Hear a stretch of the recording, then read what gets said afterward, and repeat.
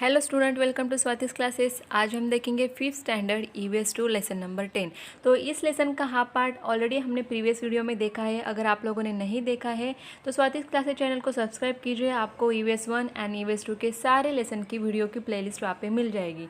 तो देखिए, previous video में हमने हिस्टोरिक पीरियड इस लेसन का हाफ पार्ट देख लिया था कि उसमें हमने देखा था कि 4 तरीके की सिविलाइजेशन वहाँ पे थी पहले, जैसे कि चाइना है, इजिप्ट है, मेज़ोपोटामिया है, उसके बाद हड़प्पा सिविलाइजेशन कहाँ पे थे और उनके कैरेक्टरिस्टिक, उनके सिटीज़ किस तरीके की थे, ये हमने देख लिया था। तो जो आज रिमेनिंग पार्ट है वो हम देखेंगे। The characteristic earthen pots of the Harappan are well big. तो यहाँ पे जो हड़प्पन सिविलाइजेशन है, यहाँ के लोग जो होते थे, ये अर्थन पॉट्स को जो यूज़ करते थे वो कैसे होते थे? वेल बेक, मतलब जो पकाते हैं उन पॉट को क्या किया जाता था? बेक किया जाता था। Red in colour and with beautiful designs like a people leaves and a fish scales.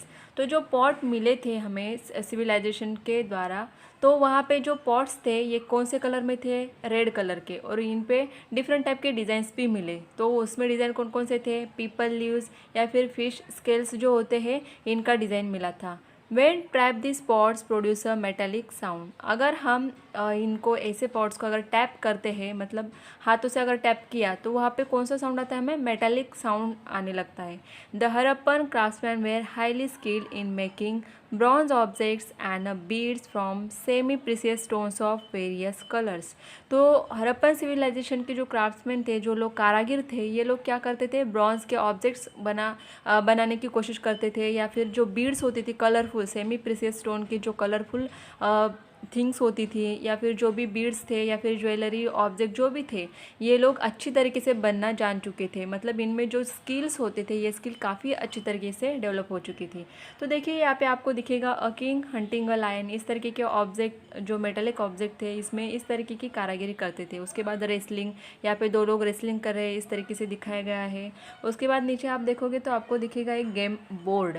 A game board and gamesmen found in an excavation at UR Mesopotamia 2600 BC। तो यहाँ पे जो मेसोपोटामिया सिविलाइजेशन था, वहाँ के एग्जीक्यूशन में जब खुदाई हुई वहाँ पे, तो इस तरीके का गेम बोर्ड लोगों को मिला वहाँ पे। इसका मतलब हम ये कह सकते हैं कि उस टाइम लोग गेम्स, इस तरीके के गेम्स क्या करते थे? खेलते थे। These things were in a great demand in Mesopotamia. The names of Harappan gods and goddesses are not yet known. तो हड़प्पन सिविलाइजेशन में जो भी गॉड्स या गॉडेस की जो मूर्तियाँ वगैरह मिली होगी, तो उनके नाम अभी तक तो पता नहीं चले हैं। However we know with the help of the Harappan seals and a clay figurine that they worship Pashupati, lord of all living animals and a mother goddess. तो वहाँ पे जो कुछ हमें हड़प्पन सिविलाइजेशन में आकृतियाँ मिली, या फिर हम बोल सकते कि मूर्तियाँ मिली, तो उससे ये पता चल गया था कि वो जिस गॉड की वर्शिप करते हैं, मतलब प्रेयर करते हैं, प्रार्थना करते हैं, उसका नाम क्या था? Pashupati, lord of all living animals. तो सारे लोगों की, सारे लिविंग एनिमल्स की देवता जिसे माना जाता था, पशुपति एंड मदर गॉडेस। इसकी क्या करते थे? लोग पूजा करते थे। यहाँ पे देखिए, आपको दिखेगी हड़प्पन टॉयज़। तो हड़प्पन सिविलाइजेशन के टाइम लोग किस तरीके के टॉयज़ यूज़ करते थे, उसके लिए यहाँ पे देखो हड़प्पन टॉय, इस तरीके के टॉय थे। Then archaeologist feel that this clay objects found in the execution of Harappan sites were use as a gamesman. तो यहाँ पे आपको दिखाई दे रहा है किस तरीके से उन्होंने ये चीज़ें अपने गेम्स में यूज़ की थी। Then sports and entertainment.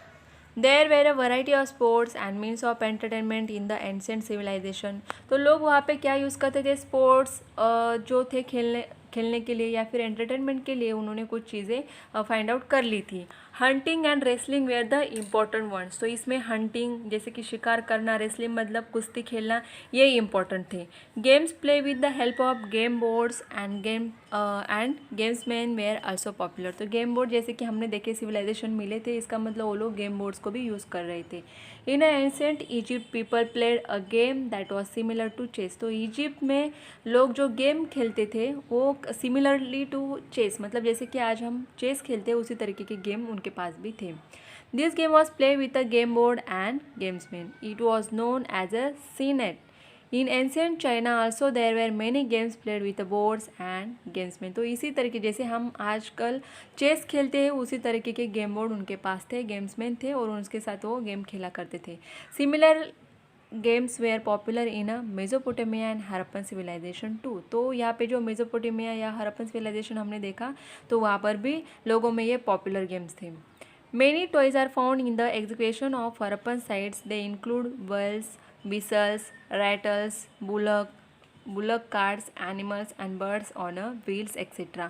तो जाके जैसे कि हमने देखा ऊपर इस तरीके के जो टॉयज़ है इनमें व्हील्स लगे हुए हैं, तो इस तरीके के कुछ टॉयज़ हड़प्पन सिविलाइजेशन में मिले। तो इससे हमें पता चलता है कि उस टाइम व्हील्स इन्वेंटेड हो चुके थे, लोग वहाँ पे यूज़ करने लगे थे। जैसे कि बुलक कार्ट में एनिमल्स एंड बर्ड्स के भी उन्होंने टॉयज़ बना के रखे थे। Music and dance were also very important in early civilisation. तो लोग म्यूज़िक मतलब गाना बजाना नाचना ये सब भी होता था। They were N essential part of celebrating a festival. तो जब लोग सेलिब्रेट करते थे फेस्टिवल को तो उस टाइम वो नाचते थे गाते थे। Ancient people use many types of musical instrument. तो वो लोग क्या करते थे, म्यूजिकल इंस्ट्रूमेंट भी यूज़ किया करते थे। In Mesopotamia a string instrument known as a balag was very popular.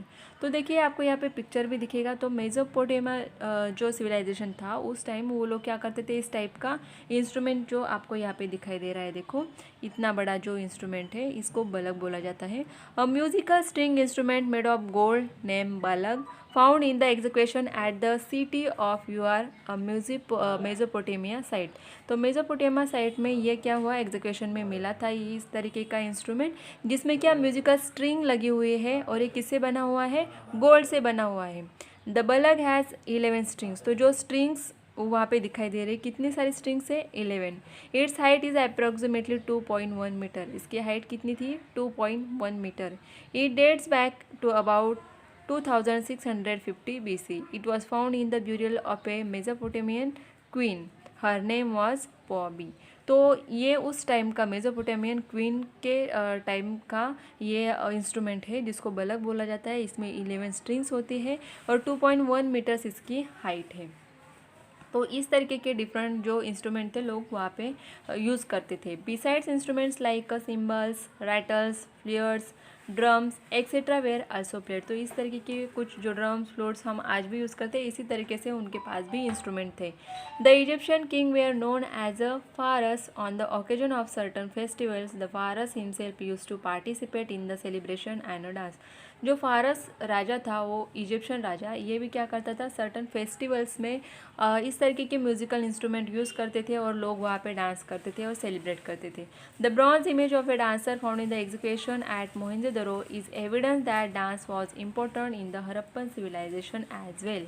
तो यहाँ पे एग्जीक्यूशन में मोहनजोदड़ो में जो एग्जीक्यूशन हुआ वहाँ पे ब्रॉन्ज की कुछ इमेजेस मिले जिसके ऊपर डांसर्स के क्या थे, पिक्चर्स बने हुए थे या फिर जो उन्होंने क्रिएटिविटी की थी उस इमेज पे, वहाँ पे ब्रॉन्ज ऑब्जेक्ट पे। तो उससे हमें ये एविडेंस मिला यहाँ पे कि लोग उस टाइम क्या करते थे, डांस करते थे, ये हमें उससे समझ में आता है। Till now we have learnt in a brief about the history of human civilization from the Stone Age to the early civilization। तो यहाँ पे स्टोन एज से लेकर अभी तक जो सिविलाइजेशन हुआ इसको हमने पढ़ा है। Next year we shall study in detail the Harappan civilisation that develop in the Indian subcontinent. जैसे कि हमने स्टार्टिंग से जैसे पढ़ा EVS 2 में कि स्टोन एज में क्या हुआ, उसके बाद कॉपर एज आया, ये सारे एजेस में हमने देखा कि किस तरीके से ह्यूमन बींग्स की डेवलपमेंट हो रही थी, सिविलाइजेशन किस तरीके से डेवलप हो रहा था, ये हमने देखा। लेकिन नेक्स्ट ईयर हमें हड़प्पन सिविलाइजेशन के बारे में डिटेल में पढ़ना होगा। We shall also study the ancient history of India. तो हमारे इंडिया की जो एंशिएंट हिस्ट्री है इसको भी हम कब पढ़ेंगे, नेक्स्ट ईयर पढ़ेंगे।